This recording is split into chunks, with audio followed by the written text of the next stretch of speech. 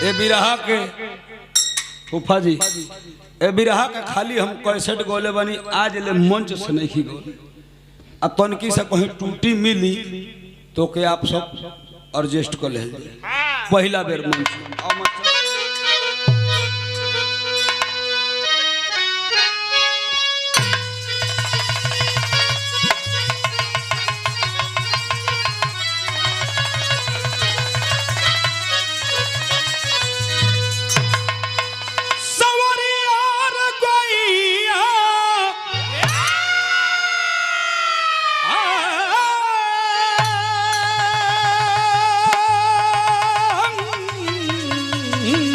हो राम एको कहा बढ़ा रहे हो जी।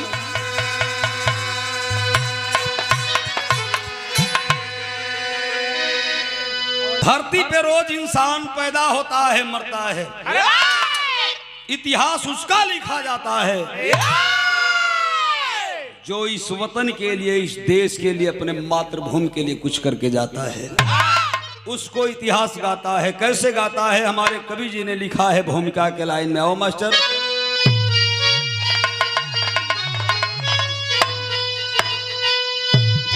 कि हम तो घर से चला थे वतन के लिए, चाहे रह जाऊंगा चाहे मिट जाऊंगा,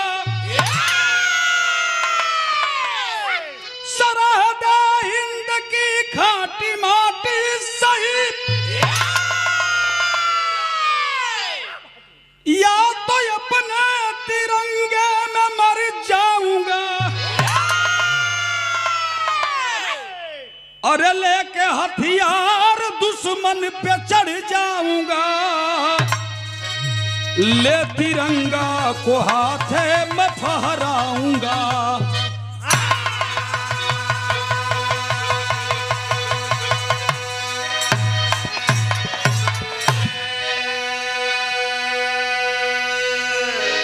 बिरहा आप लोग सरहद से पाएंगे, बाहर वो जवानी जहां हजारों हजार की संख्या में हमार तो हर लड़का भाई बेटा आज सरहद पर जा करके वतन का रखवाली करत हुए, चाहे वो सीआरपीएफ के जवान हो, मिलिट्री के जवान हो, चाहे आर्मी के जवान हो, जो जहां है वो देश की सेवा में लगा हुआ है। इसको कहते हैं जवानी। तो उन जवानों के लिए कवि जी को कुछ लिखना पड़ा। क्या लिखना पड़ा मास्टर?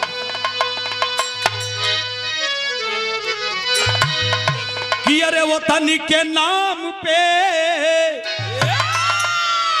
अरे वतन के नाम पे कुर्बान जवानी जो होती है,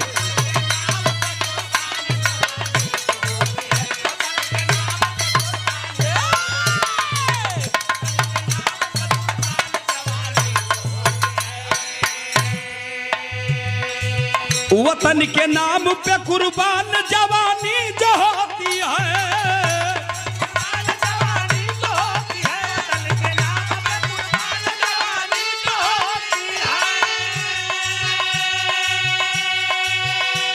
अरे वतन के नाम पे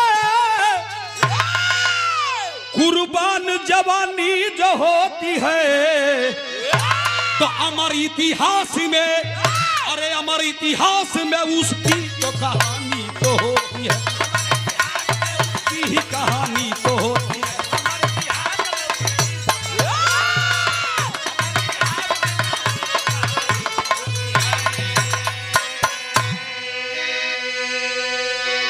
यही जैसे हमारे बिरहा का शुरुआत हो गई। बिरहा बहुत दूर का नहीं खे, एकदम तो हम लोग की गौवा की सटले का बिरहा बा। ई कैसन बिरहा बा बाबू, पर्दा खुलत हो।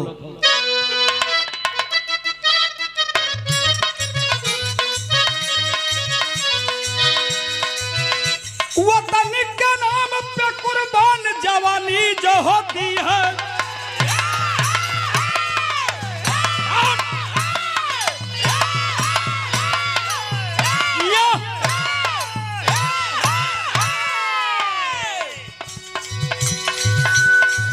अमर इतिहास में उसकी ही कहानी तो होती है।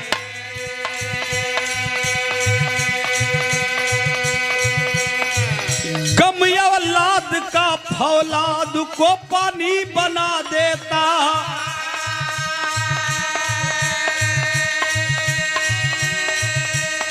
वतन के नाम पे अपनी है जवानी को लुटा। सट के बोलो।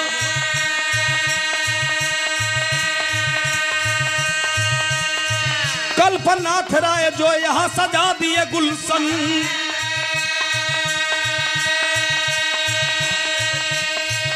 जिला बनवाए मऊ को, थाना है यहाँ मधुबन। ग्राम परसिया का एक लाल है बेटा दुलारा।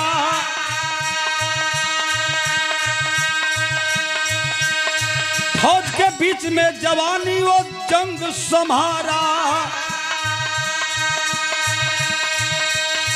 जिस परिवार के रगों में है अखिलेश मुलायम,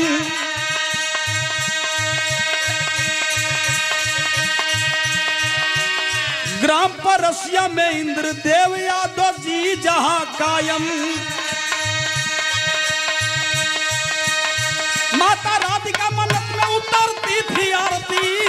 2012 में राजीव बेटा हो गए भाई।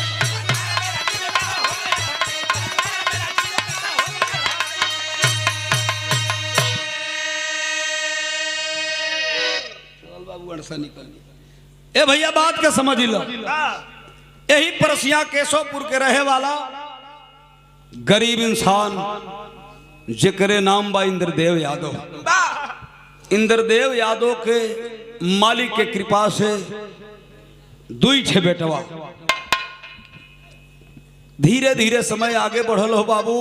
परिवार का परवरिश चलत हो, बड़े हंसी खुशी मजे में जिंदगी चलत हो। लेकिन उनके जो छोटे बेटे थे जिनका नाम राजू उर्फ राजीव बताया गया, राजू उर्फ राजीव, जवानी की दहलीज पहलन बाबू मेहनत करत रहला है। परसिया में है का नाम है मधुबन के बगलिया में कौन फील्ड है भाई, शहीद इंटर कॉलेज पर दौड़त रहलन।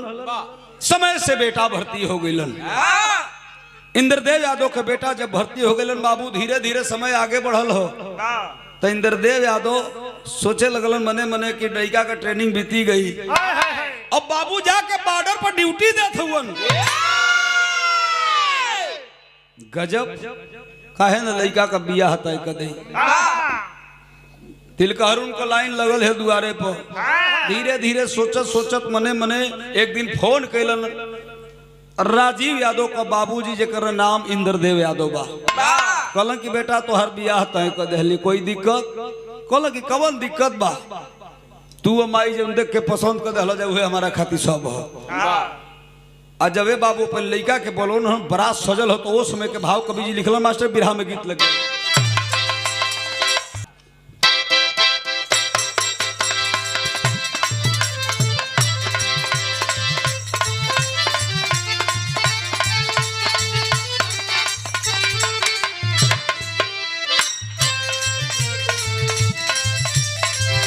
कोनो मेहरारू को वेदना बा दिल को, जब मर्द परदेश से चल जाला तो कबो कबो जिया छछनाला के हम उनकी लगवे रहती। भले नमक रोटी खैता आधी छोड़ देता वही में खा के जी लेती। तो मेहरारुआ कहले रहे, का कहले रहे, अरे लिया रे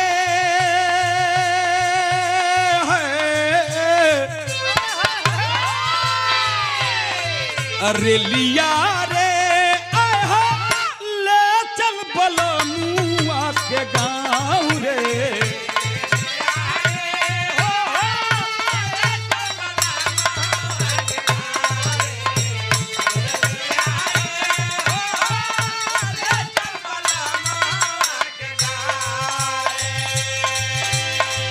चलल नहीं जाला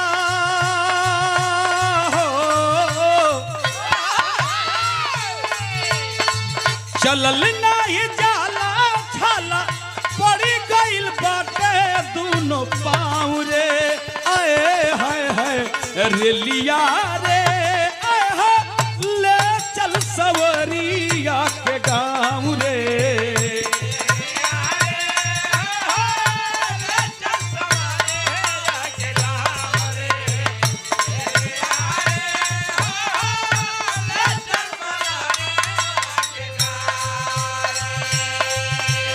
वाह, वह आज्ञाकारी बेटा बाबू परसिया निवासी इंद्रदेव का लड़का जोना का नाम बतावल गई राजू उर्फ राजीव।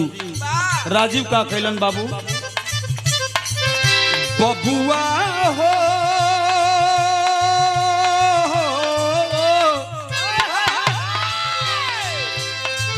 बबुआ हो लेके दुल्हनिया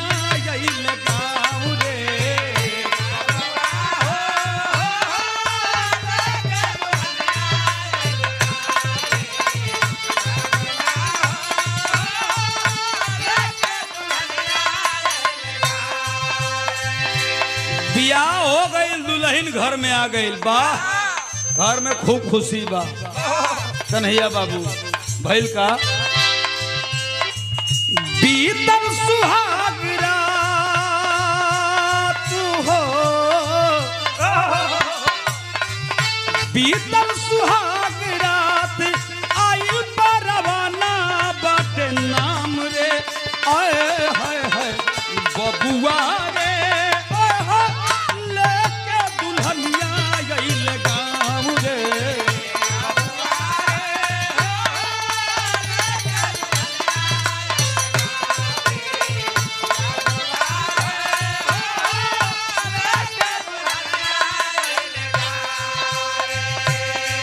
सुहाग रात बीत गई हो पंचो। आज राजीव यादव अपन बियाह दुल्हन के घर में लिया के रखलन हो। बड़े धूमधाम से मिठाई बटाता गांव में। परसिया गांव में है, परसिया तो हर देवार परसिया। चारों तरफ मिठाई बटाता कि राजू को बियाह हो गई। सुहाग रात बीत गई। तब तक बाबू हेडक्वार्टर से फोन आ गया कि राजीव तुम्हें ड्यूटी को अंजाम देना होगा बेटा, समय आ गया है। घर परिवार से विदाई लहलन बाबू राजीव। ओ समय का भाव हमर कवि जी लिखलन है का प्रीतम अपनी प्रीतम के छोड़ के भागले दिन रात देश बदे सीमा पर लगले सीमा पर लड़ले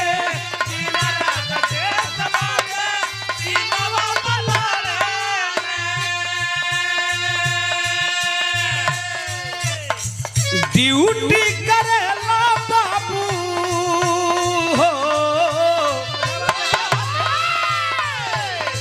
ड्यूटी करेला हिरवा देखा बतानी जाके रीवा गाँव रे आए हाय हाय बबुआ रे हाय लेके दुल्हनिया गइल गाँव रे।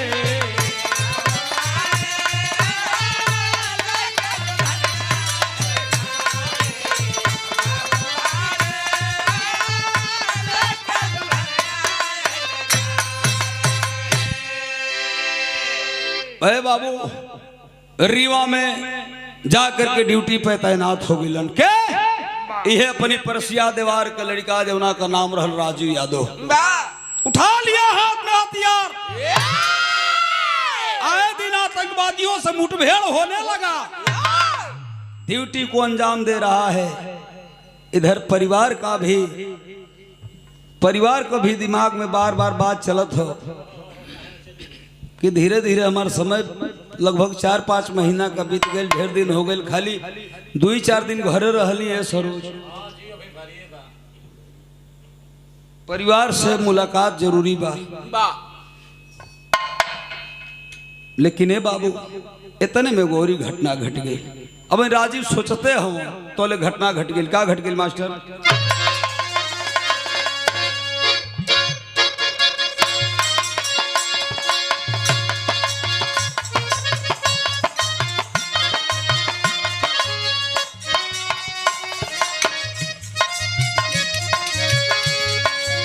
गीतिया कहू है लाइन बा मास्टर। बाबू दरोगा जी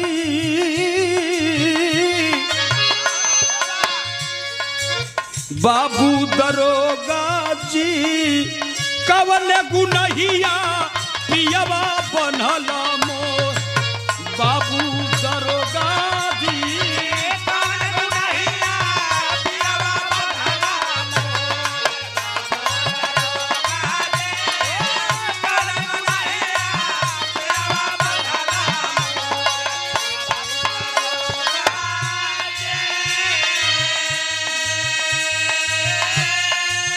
बाहर मालिक का करिश्मा गजब हो गल भैया।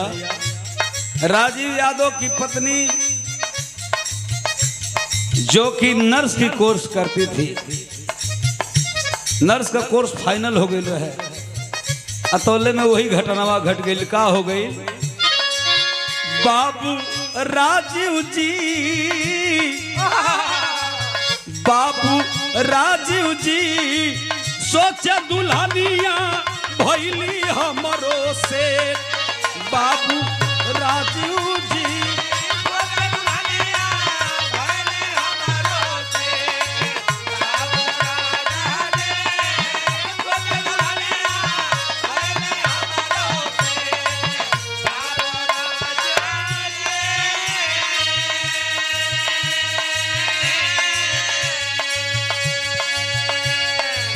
बाबू राजीव यादव को पत्नी नर्स की कोर्स कर रही थी।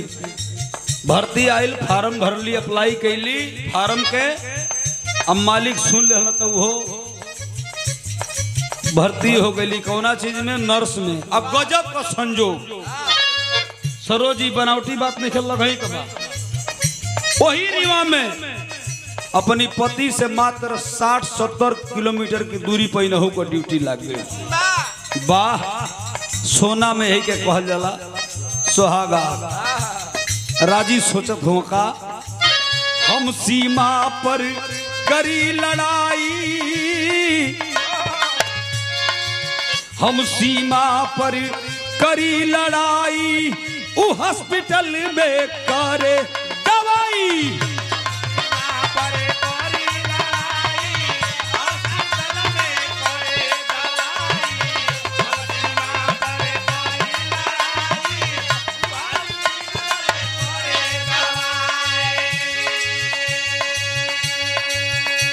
बार बार मौका ना मिलला हो पंचो लोग कि एक और मर्द सेवा करत हो, और वहीं सदर हॉस्पिटल में उनकी औरत का भी ड्यूटी लग गया। ये देश सेवा ना था कहा, मर्द घरारू दोनों सेवा में लगल हो। तो दोनों कम मिला सेठ बाबू राजीव जी, बाबू राजीव जी सच दुल्हनिया भैली हो मोरो से।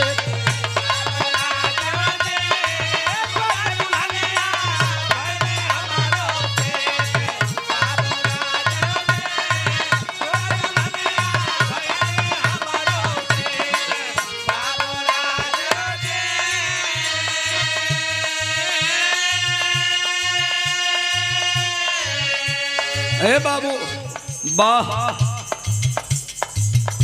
वही रीवा में पत्नी ड्यूटी करते ही रोज मोबाइल से बात होता। सैया जी अरे 60 किलोमीटर पर ही आ जा। कहना राजीव की पगली पागल हो तू, क्या समझती है हम लोग की ड्यूटी तुम्हारे जैसी नहीं है। हम लोग मिलिट्री के जवान हैं, बॉर्डर पे हम लोग पहरा देते हैं तो पूरा हमारा हिंदुस्तान चैन की नींद सोता है।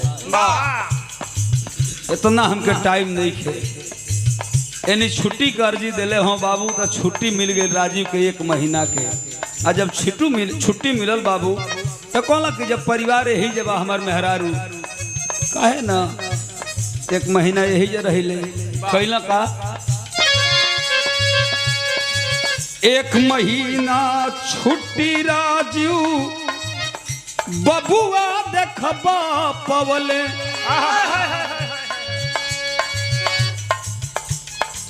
अरे अपनी दुल्हनिया के साथ समैया जाके बितवले कर जाऊ हमर हीरऊ राजीव जी सोच दुल्हनिया भइली हमरो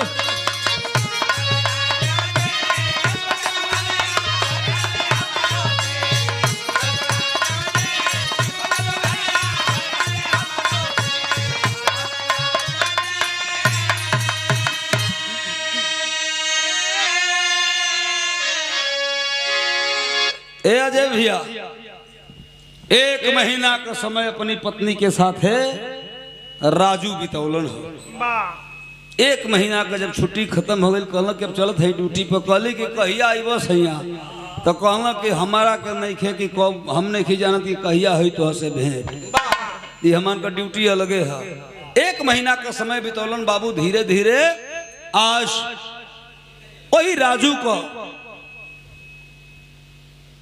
पत्नी के गर्भ में आज राजी को प्यार पले लगल बाबा धीरे धीरे समय बीतल हो 8 महीना 7 महीना के पाँव भारी बा ड्यूटी कैसे हुई सैया के फोन के लिए कि हम टिकट कटा के घरे जाते ही कहला कि एकदम सफा निकल जा 2-3 महीना का डायरेक्ट छुट्टी मार दो अली घरे ही परसिया में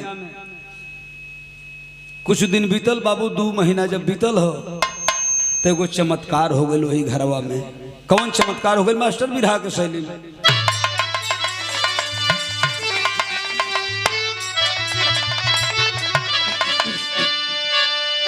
कि भवनवा में उगल बा चनवा अरे भवनवा में उगल बा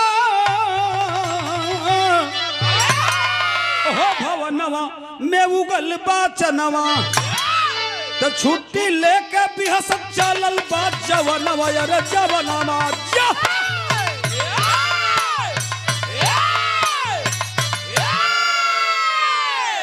भवनवा में उगल बा चनवा छुट्टी लेके चलल बाटे हंसत जवनवा फोन गइल कहे राजीव मुँह जियार हो गई घर में बेटा पैदा हो गई तोहार पूरा गांव में मिठाई बटा दियो बाहरे मालिक सब कुछ दे देला छुट्टी लेके अलन राजी बाबू 1-1.5 महीना का समय बितौलन हो अपने परिवार के साथ लेकिन फौजी जवान की ड्यूटी बाबू वो ड्यूटी होती है कि न आगे माई पीछे बाबूजी केहू नहीं दिखाई देला ऐजा तो पूरा परिवार फौजी बा जे कैले बाबू जानता ड्यूटी तो ड्यूटी आया परवाना आ जाओ बेटा ड्यूटी पे पर परिवार से विदाई लेके चलन है बाबू जवान राजीव यादव जाकर ड्यूटी को अंजाम दे रहे हैं अपने दोस्तों के साथ सारे सिपाही अपने अपने कैंपस में सोए हैं खुफिया विभाग से सूचना मिली कि कुछ आतंकवादी बॉर्डर के उस पार देखे गए हैं राजीव कहला कि चलो वो पार ना देखल गए थे पार नहीं खा सुना खैर ड्यूटी तो ड्यूटी बा तब तक बाबू हुआ बम का धमाका एक छोटा सा जहां बगल में मंदिर है मंदिर तो एकदम बारूद से उड़ ही गया जवान हाथ में हथियार लेके तैयार हो गए कि आज वतन की माटी हमसे कुछ मांग रही है चलन है राजीव यादव तो बाबू है हमारे बिरहा बीरस की ओर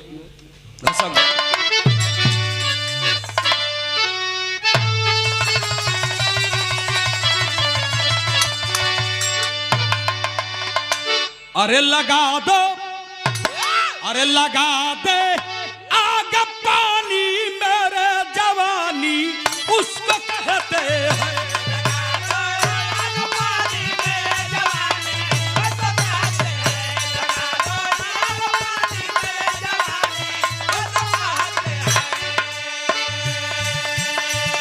खबर है पा गया ना हरी खबर है पा गया ना हरी रे आतंकी जान ले लेंगे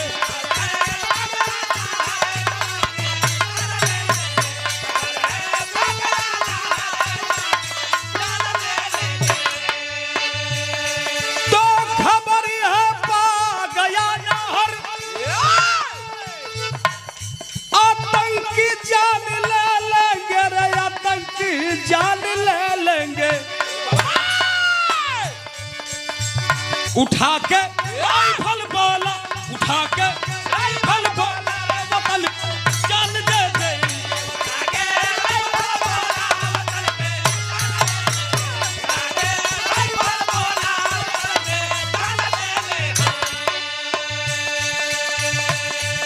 सजा के चल दिया टोली, बाहर से जान गया कि आतंकवादी कहाँ छुपे हैं। लगभग 15 लोगों की टीम चल रही है। सेना नायक अपने राजू बाबू के साथ में। हुआ क्या, सजा के चल दिया बाका, बहादुर है वही टोली, बहादुर है वही टोली रे, बहादुर है वही टोली। कहीं पे फट रहा है बम, कहीं पे चल रही गोली।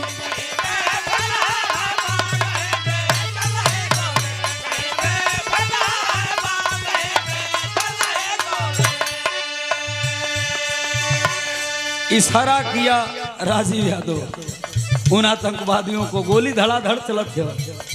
क्या बात है, जियो से तू गीदड़ हो, साले घात करते हो, रगीदड़ घात करते हो, रगीदड़ घात करते हो। जो पल में चाहते भार, जो पल में चाहते भार, लख सब मिटा देंगे।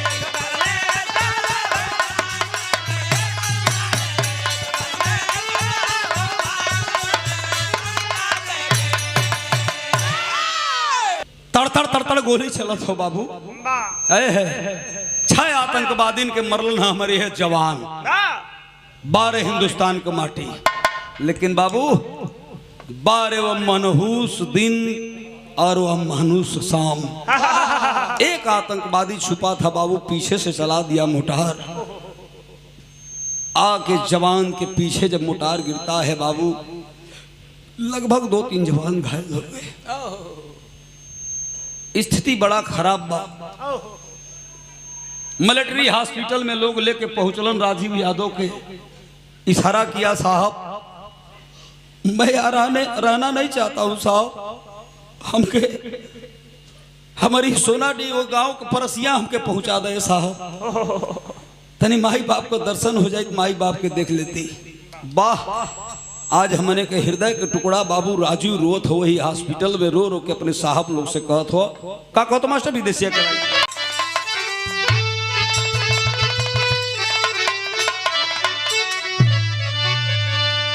अरे 18 जुलाई दुखदाई दिन आई गईले, अब बम के धमाका जब भइले सामरिया, जीव वही राजीव जी के ए पंचयाफत में पड़ी गईले, अघायल हो के गिर गईले बीरबल करिया। साथी के जवनवा परनवा बचावे बदे, अरे लेके हॉस्पिटल में भागे तेगी छनावा।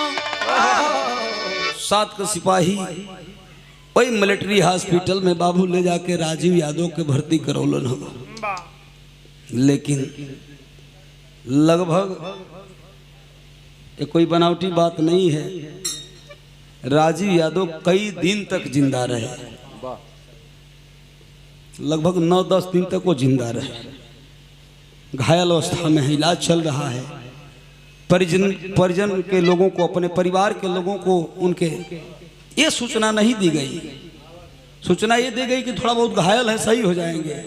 लेकिन इन्हें हिम्मत धरावत हो 7 का जो भी फौजी जवान है। कैसे मास्टर? अरे अइले अधिकारी राजीव नैना निर्धारी का है, अदईदा हो साहब हमारी वही घरवा खबरिया। ऐसा हो 7 दिन हो गए, 6 दिन बेडे पर रहले रहले। हम जियब ना साहब, हम जानत है शरीर हमार बतावत है, कम से कम तनी परिवार के लोगों से 2 दिन तक मिलते ले। लेकिन बाबू ए मिलिट्री की नौकरी हो, अधिकारी कैसे छोड़ देगा, पूरी जिम्मेदारी है। जिम्मेदारी के साथ राजीव यादव के उपचार चलत बा। तनकी सा कुछ समय बीतल बाबू तो भइल का तन सा एगो बिरहा में गीत बजा।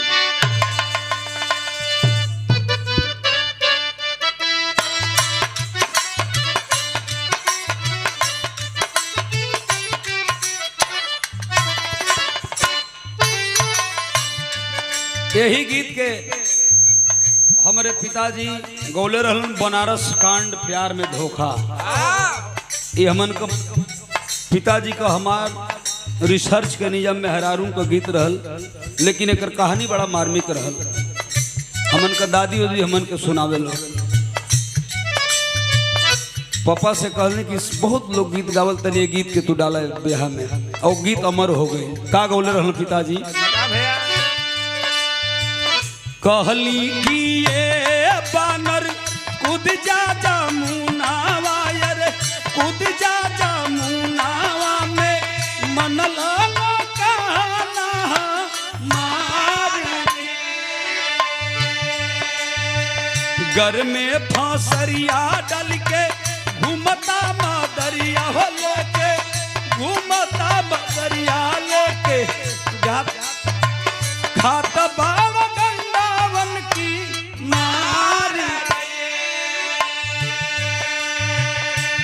ईरानी सरंगा का गीत है बाबू। वे बनरा बनरिया डढ़िया पर बैठलन, भगवान भोले शंकर और पार्वती जी जात रहलन। पार्वती जी कहले कि देखी हो बनरिया ढील हेरत हो,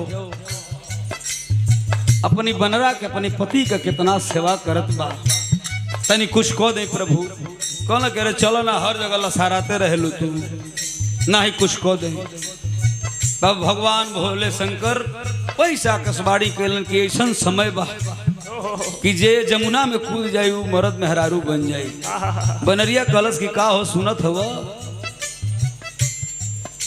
कहला कि सुनत है। तो बाबू वही समय बीतल हो तो बनरा दढ़िया पर धैल ही रह गई, बनरिया कूद गई, मेहरारू हो गई। फिर का भैला बड़ी 7 गो कहानी है, कबले बताई के एजा का बात एजा छोड़ा तनी। हाई बात सुना अपनी घर की लड़का का। तड़पत जावनवा कहे बचना पर नवाया साहेब, बचना पर नवा हो, कहवा बा मोरे परिवार।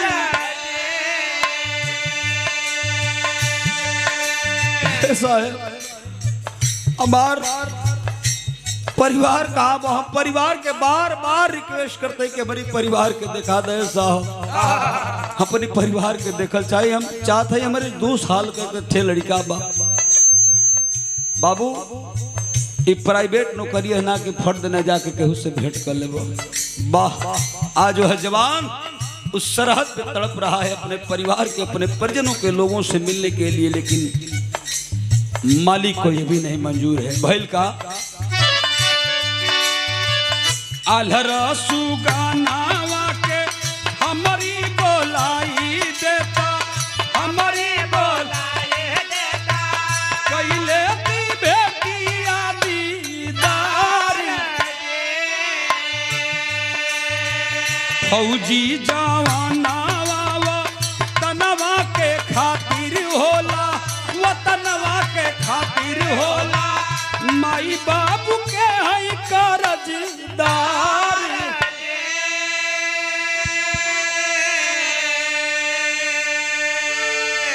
ए साहब मिला दे साहब, कहता रह गया राजू बाबू, लेकिन किसी ने फरियाद को नहीं सुना।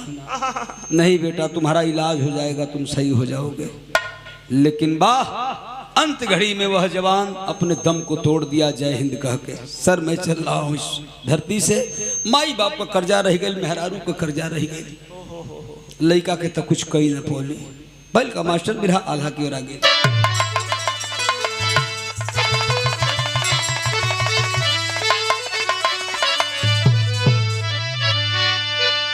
कि जिंदगी कयासिया के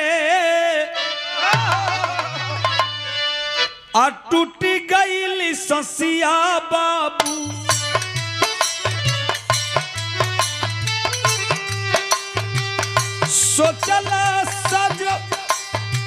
सोचला सपनावा कफनवा बनल पाई सुनी के माई के रे जब फाटत बाटे लोगवा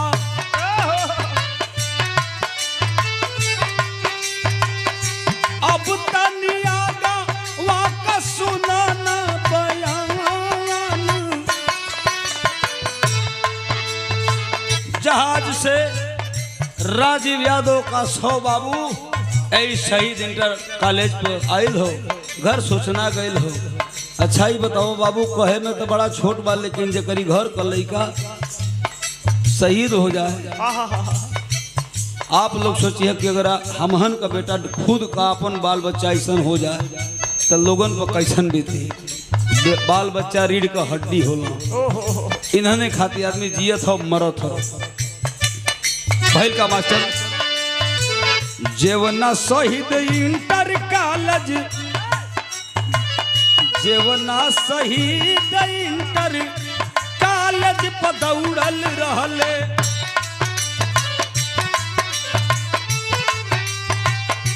वही फील्डवा पर देखबा लसिया आइल भाई वाह। ऐ शहीद इंटर कॉलेज पे बाबू जब राजीव यादव का 100 आया तो पूरे पूर्वांचल के लोगों को अजय भाई पूरे पूर्वांचल के लोगों की भीड़ उमड़ पड़ी। कहल जला कि दोगला छोटा मौगड़ा अगर मर जाए तो आदमी कहला जाए सारे एगो देश का बोझा कम हो गई। लेकिन जब एक जवान शहीद होता है तो उसके लिए मात मऊ नहीं बल्कि पूरा हिंदुस्तान रोता है। कौना एमपीएम का लड़का जाके मिलिट्री में भर्ती होता है बाबू सब एसी में चांदी काटत हो सो ये हमहन का चीज है कि हमहन के समझे के परी बाबू। भैल का दुअरे पर गइल तहिया ओढ़ी के तिरंगा सुगना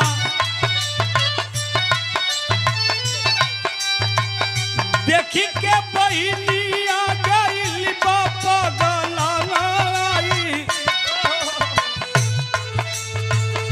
दुआरे पर आके बाबू जब लाश रखाइल हो तिरंगा में हमार जवान सुतल हो हमार भैया घर के लोग पगलाइल हो बाबू। कहे के हम झूठ बोले जाइए सरोज वही भिड़िया में हम हो रहे ये अपनी थाना का बात हो वही भिड़िया में हम हो रहे के चिन्हता कि बड़का कवन गवैया हो वही भीड़ में सब खचात हो। दुआरे पर 100 रखल हो बाबू सारे लोगों के आंखों से अश्रु की धारा चल रही है। एक जवान जो कि राजीव यादव की लड़का के लेकर के टोपी पहना करके बाबू आप लोग देखे होंगे चैनल पे चाहे यूट्यूब पे कहीं भी देखे होंगे जवान जो कि टोपी लड़का के पहिरा के ओकरी बाबूजी का मुंह देखा होता। वो 2 साल का लड़का का बुझाता कि हमारे बाबूजी का हो का करत हो पप्पा हमार का करत हो। हुआ क्या मास्टर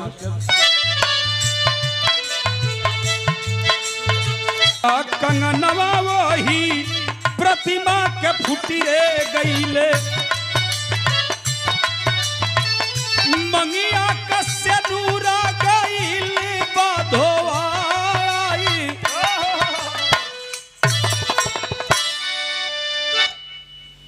मेहरारू पागल का भेष भइल बाए बाबू जवनिया में पति चल गइलन हो 2 साल का लड़का बा। जब लड़का आयल हो ओ जे अपने पिताजी के देखत बा मेहरारू तो बेहोश हो के गिरत बा। सब लोगन के आंख से आंसू आ गए। 12 साले पाकिस्तान वाले क्या हम लोगों ने तुम्हारा बिगाड़ा है न शुद्ध खाते हो न खाने देते हो। वो मासूम बच्चा किसका क्या बिगाड़ा है। अब जाके वो लड़का के घरे पूछा कि तोहर परवरिश केंग हुई, तहिया तक कई दल का नेता पहुंचल रहे लोग,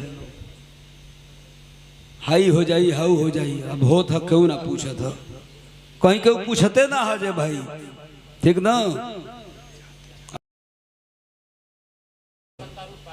बतिये से कुल पेट भरा गई, कितने जना कटोरा धके चुपचाप बैठल हो, केहू से केहू को नहीं खे वही में दुखात हो लेकिन जनात ना हो।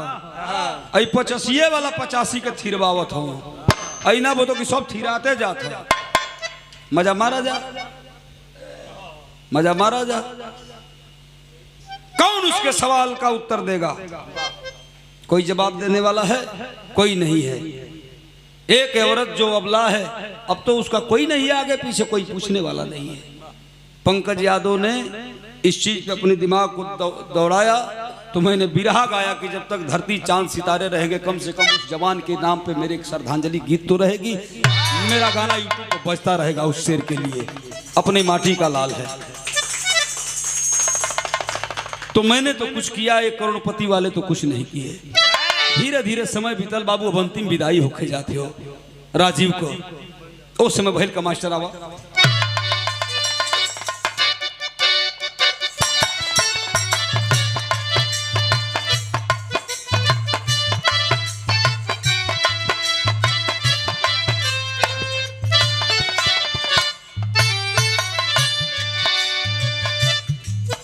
तरह जी हाँ वह बात, तरह से बढ़िया हमारे बिरहा का फर्ज बा भैया। मेहरारू रोत है राजीव को, कहत है का एनी कंधा पर लोग लाश उठौलन हो, तो राजीव को मेहरारू रो रो के कहत है का काहे छोड़ी गई लायक के,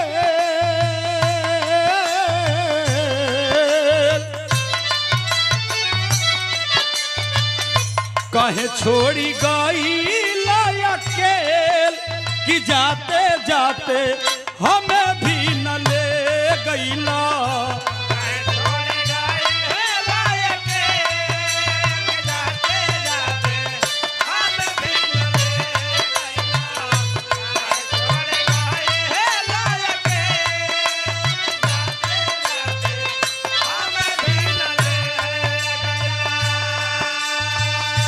खाई के जहर तेजी दियती परनावा,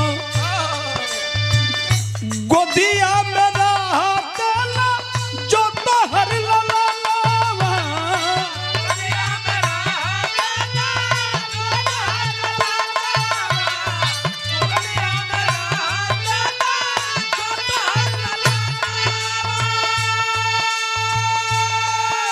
सैया अगर आज तोहर ललऊ है हमार बाबू हमारी गोद में ना रहता तो हम जहर खा के मर जाते। सोहतानी माया के झमेल,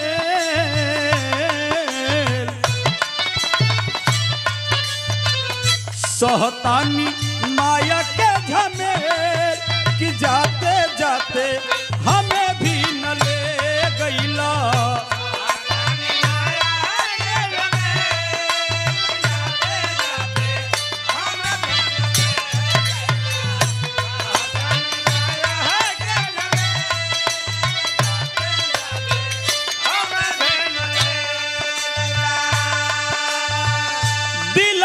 के बात ये रजउए सजना ले हीरा,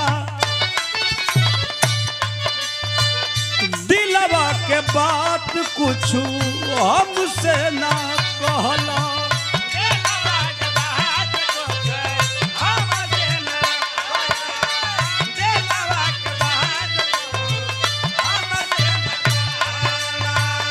दिलवा के बात कुछ हमसे न कैला, अच के तिरंगा ओढ़ी दुआरा पर आइला।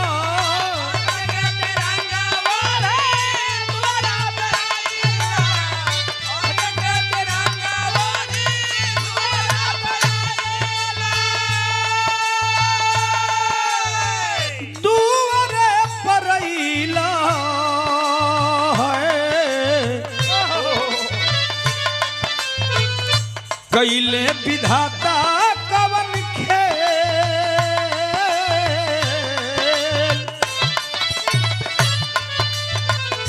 कैले विधाता कवन खेल कि जाते जाते हमें भी न ले गईला।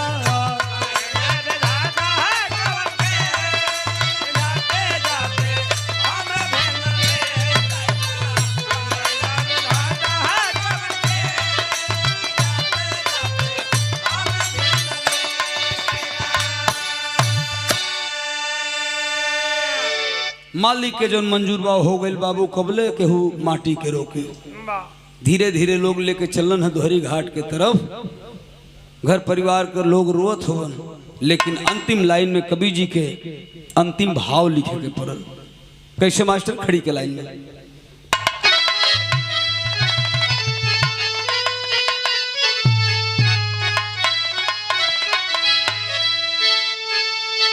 अरे दुआरा से उठली बा जब राजीव का लसिया, तो लाखों नर नारी शहादत पर बावे यसिया।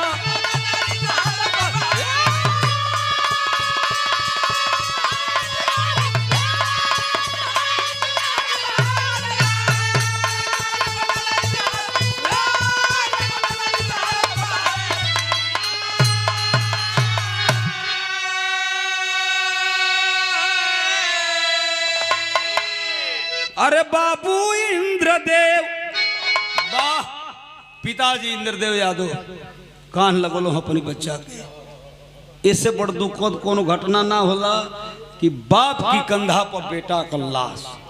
इससे बड़ कोनो दुखद घटना ना होला भइल का मास्टर।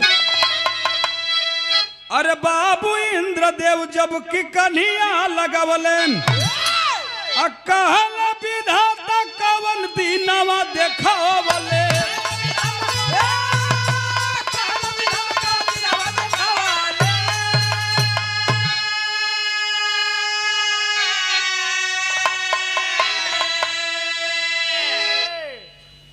कहले विधाता कवन दीनवा देखावले।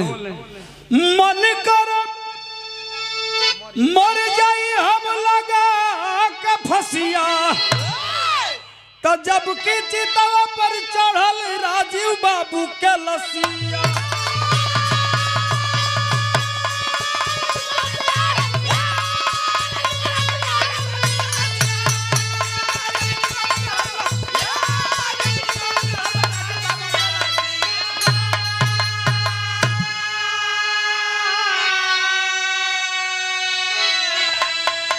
गौरी घाट श्मशान घाट आप लोग गए हो जो ना के आदमी कहेला मुक्ति धाम। वही राजीव यादव को बाबू दाह संस्कार भइल हो, अंतिम विदाई हो गई। जवान इस देश के लिए अपने मऊ और बलिया सटे बॉर्डर पे, सबका नाम रोशन करके चला गया। बेटा हो तो ऐसा हो, मालिक सबके कोखी एक एगो बेटा दो, देश खातिर शहीद हो गए। एक गुना हजारों बेटा दो। कहानी का अंत हुआ तो कहना है मास्टर।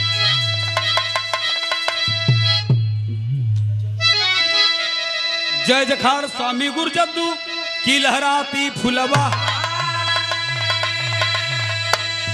त्रिशिष्य ही श्री नारायण संग मितवा अवध बिहार।